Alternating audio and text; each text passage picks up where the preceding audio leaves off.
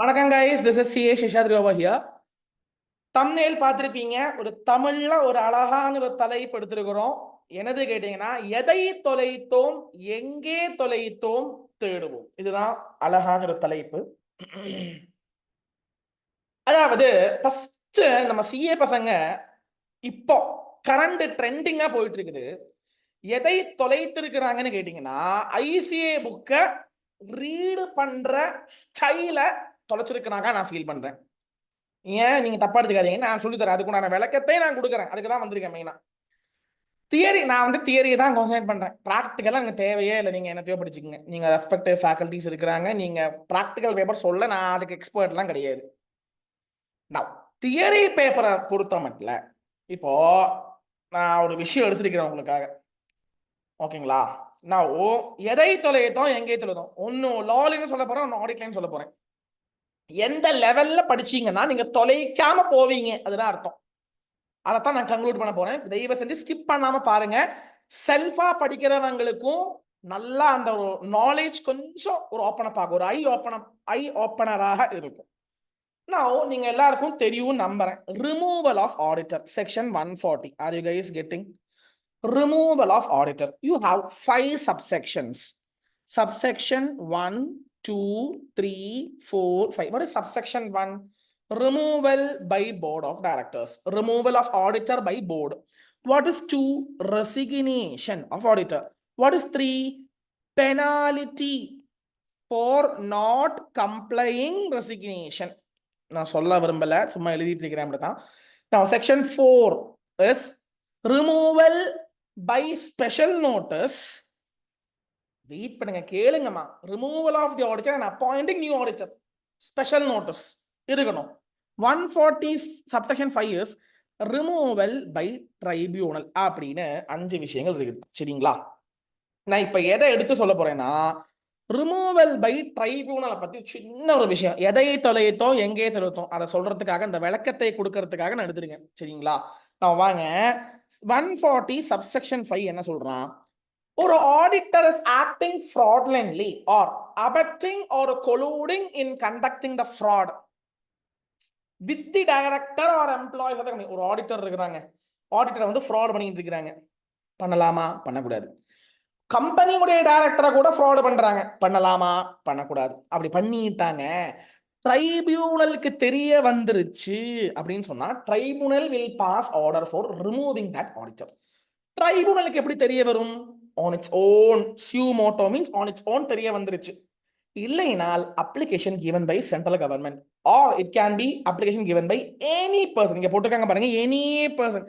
Any person அதுல யாரு வேணா ஒரு இப்படி நீங்க இன்டர்பிரட் பண்ணணும். எதை தொலைத்தோம் கேட்டுக்கிட்டே போங்க. Any person.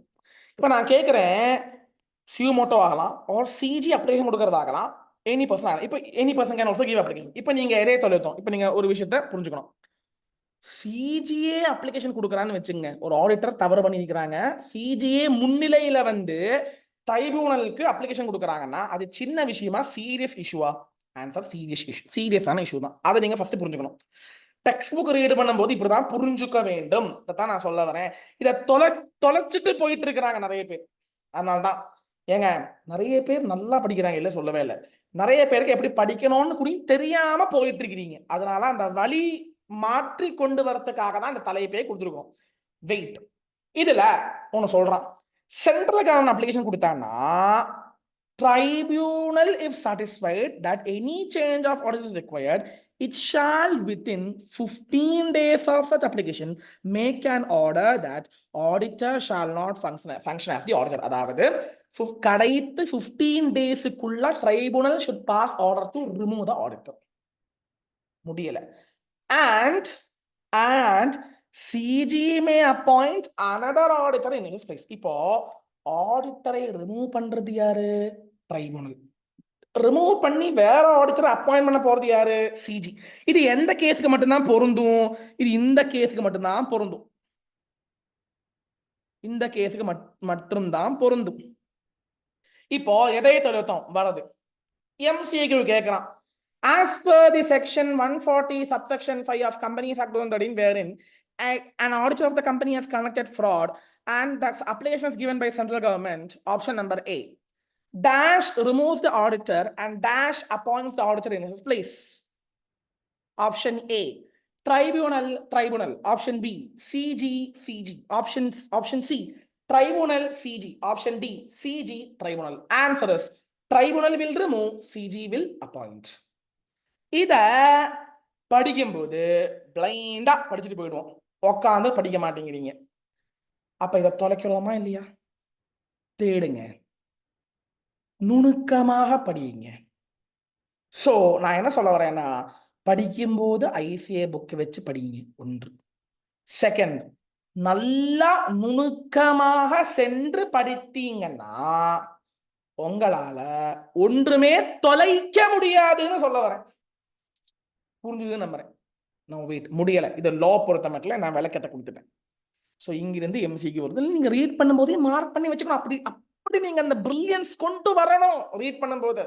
தியரியை இப்படி படித்து விட்டால், நீங்க சொல்றீங்க தியரி இப்படி படிச்சுட்டீங்கன்னு வச்சுக்கோங்க, எப்படியா தூக்கம் வரும்? இனியே தூக்கம் வருதுன்னு சொன்னா ஏங்க படிக்காதீங்க, சிஏக்கு வராதிங்க.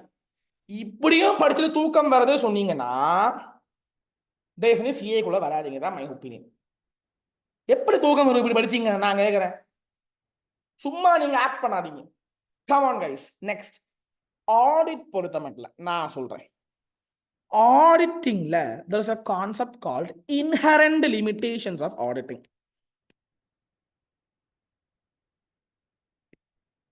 அதாவது என்ன அர்த்தம்? ஆடிட் பண்ணும்போது there are lot of struggles. inherent limitation ஒரு 4 பாயிண்ட் இருக்குது வச்சுக்கோங்க, கொடுத்துருக்காங்க. நம்ம என்ன பண்ணுவோம்னா பிளைண்டா படிச்சுட்டு போயிடுவோம். எக்ஸாமுக்கு எப்படி கேட்பான்? What are the inherent limitations of auditing? Kindly explain. அப்படி கேட்க மாட்டான் சார். பின்ன எப்படி சார் கேட்பான்? இதைத்தான் நீங்க தொலைச்சிட்டீங்க. இப்ப நான் சொல்றேன் எப்படின்னா, எப்படி ட்விஸ்ட் பண்ணி கேட்பான்னா,